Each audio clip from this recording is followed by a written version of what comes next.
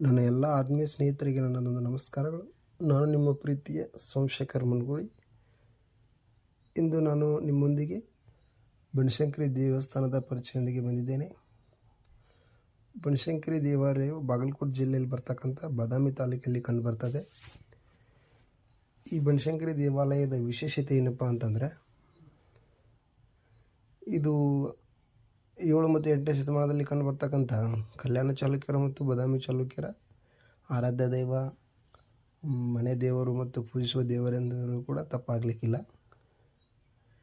ಅಂದರೆ ಏನಪ್ಪ, ಒಂದು ಐತಿಹಾಸಿಕ ಪಾರಂಪರಿಕವಾಗಿ ಬಂದಿರತಕ್ಕಂಥ ಒಂದು ಸ್ಮಾರಕ ಮತ್ತು ದೇವಾಲಯ ಅಂತ ಹೇಳ್ಬೋದು. ಇದು ಚಾಲುಕ್ಯರ ಕಾಲದಲ್ಲಿ ನಿರ್ಮಾಣವಾಗಿರ್ತಕ್ಕಂಥ ಒಂದು ಪವಿತ್ರವಾಗಿರ್ತಕ್ಕಂಥ ದೇವಸ್ಥಾನ. ಈ ದೇವಸ್ಥಾನದಲ್ಲಿರ್ತಕ್ಕಂಥ ಒಂದು ಹಿನ್ನೆಲೆಯನ್ನು ಹೇಳುವುದಾದರೆ, ಅಂದರೆ ಏನಪ್ಪ ಅಂದರೆ, ಪೌರಾಣಿಕವಾಗಿ ಹೇಳುವುದಾದರೆ, ಅಂದರೆ ಫಸ್ಟ್ ವಿಡಿಯೋ ಸ್ಟಾರ್ಟ್ದಲ್ಲಿ ಕಂಡು ಬರ್ತಲ್ಲ, ಆ ಕೊಳವನ್ನು ಇಟ್ಕೊಂಡು ಹೇಳುವುದಾದಂದರೆ ಏನಪ್ಪ ಅಂದರೆ, ಈ ಸ್ಥಳದಲ್ಲಿ ಅದು ಒಂದು ಮೊದಲ ಬನಶಂಕರಿಯ ಕೊಳ ಅಂತೇಳಿ ಕರೀತಾರೆ. ಪುಣ್ಯಕ್ಷೇತ್ರ. ಸದ್ಯಕ್ಕೆ ಇದಲ್ಲಿ ಏನಾಗಿತ್ತಪ್ಪ ಅಂದ್ರೆ, ಆ ಕೊಳದಲ್ಲಿ ಏನಾಗಿಲ್ಲ, ಯಾವುದೇ ರೀತಿ ಪುಣ್ಯ ನೀರುಗಳು ಇಲ್ಲ ಅಂತ ಹೇಳ್ಬೋದು. ಯಾವುದೇ ರೀತಿಯಪ್ಪ ಅಂತಂದರೆ, ಏನನ್ನಾದರೂ ಪಡ್ಕೋಬೇಕಪ್ಪ ಅಂತಂದ್ರೆ, ಅದು ಬೆಳಿಬೇಕಪ್ಪ ಅಂತಂದ್ರೆ, ಅದು ಪ್ರಕೃತಿ ಬೆಳಿಬೇಕಾದ್ರೂ ಮನುಷ್ಯ ಬೆಳಿಬೇಕಾದ್ರೆ ಏನು ದೈವದ ಇಚ್ಛೆ ಇರಬೇಕಂತ ಆ ಕೊಳ ಬೆಳೆದಿಲ್ಲ. ಒಂದು ಈ ಬಾದಾಮಿ ಬನಶಂಕರಿ ದೇವಾಲಯದ ಪೌರಾಣಿಕ ಹಿನ್ನೆಲೆ ಕಥೆಯನ್ನು ಹೇಳುವುದಾತಪ್ಪ ಅಂತಂದರೆ, ಈ ಬನಶಂಕರಿ ದೇವಿ ತಾಯಿ ನೆಲೆಸಿರ್ತಕ್ಕಂಥ ಪ್ರದೇಶವು ಪೌರಾಣಿಕವಾಗಿ ಪ್ರಾಚೀನ ಕಾಲದಲ್ಲಿ ಏನಾಗಿತ್ತಪ್ಪ ಅಂತಂದರೆ, ಇದೊಂದು ಪ್ರಕೃತಿ ದತ್ತವಾಗಿರ್ತಕ್ಕಂಥ ಪ್ರದೇಶವಾಗಿತ್ತು. ಮತ್ತೇನಪ್ಪ ಅಂತಂದ್ರೆ, ಸುತ್ತಲೂ ಅರಣ್ಯದಿಂದ ತುಂಬಿತ್ತಂತ ಹೇಳ್ತಾರೆ. ಈ ಸಂದರ್ಭದಲ್ಲಿ ಅಲ್ಲಿ ಮುನಿಗಳು, ಋಷಿ ಮುನಿಗಳು ಯಜ್ಞ ಹೋಮಗಳನ್ನು ಮಾಡ್ತಕ್ಕಂಥ ಸಂದರ್ಭದಲ್ಲಿ ಅವರಿಗೆ ಪಿಶಾಚಿಗಳು ಅಥವಾ ರಾಕ್ಷಸರು ತೊಂದರೆ ಕೊಟ್ಟಿರ್ತಕ್ಕಂಥ ಸಂದರ್ಭದಲ್ಲಿ ಏನಾಗತ್ತಪ್ಪ ಅಂತಂದರೆ, ಪಾರ್ವತಿ, ಶಿವನ ಹೆಂಡತಿ ಪಾರ್ವತಿ ಏನು ಮಾಡ್ತಾಳೆ, ಧರೆಗೆ ಬಂದಿರ್ತಾಳೆ.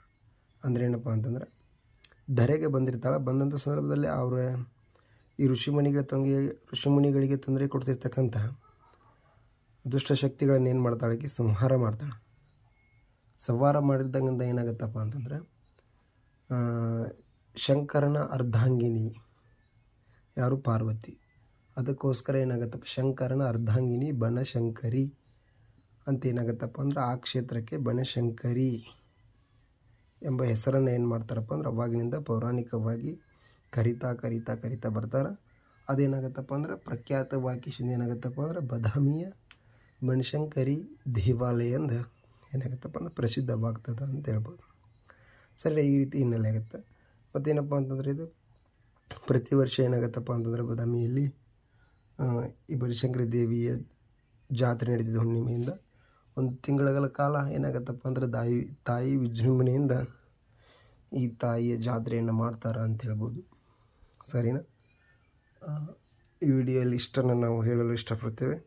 ನೆಕ್ಸ್ಟ್ ಮುಂದಿನ ವಿಡಿಯೋಯಲ್ಲಿ ಏನು ಮಾಡೋಣಪ್ಪ ಅಂತಂದ್ರೆ, ಬಾದಾಮಿಯ ಚಾಲುಕ್ಯರು ತಾವು ಆಳಿ ಬೆಳೆದಿರ್ತಕ್ಕಂಥ ಕಲೆಗೆ ಕೊಡುಗೆಯನ್ನು ಕೊಟ್ಟಿರ್ತಕ್ಕಂಥ ಪ್ರದೇಶದತ್ತ ನಮ್ಮ ಪಯಣವನ್ನು ಬೆಳೆಸೋಣ. ಇಂದಿಗೆ ಏನಾಗುತ್ತಪ್ಪ ಅಂತಂದ್ರೆ, ಈ ವಿಡಿಯೋನ ಏನು ಮಾಡೋಣ, ಇಲ್ಲಿಗೆ ಸ್ಟಾಪ್ ಮಾಡೋಣ. ನೆಕ್ಸ್ಟ್ ವಿಡಿಯೋ ಬಾದಾಮಿ ಭಾಗ 3ಯಲ್ಲಿ ನಾನು ನಿಮ್ಮೊಂದಿಗೆ ಬಾದಾಮಿಯ ಚಾಲುಕ್ಯರ ವಾಸ್ತುಶಿಲ್ಪದ ಕಲೆಗಳ ಬಗ್ಗೆ ಮತ್ತು ಗುಹಂತರ ದೇವಾಲಯ ಬಗ್ಗೆ ಸಿಗೋಣ.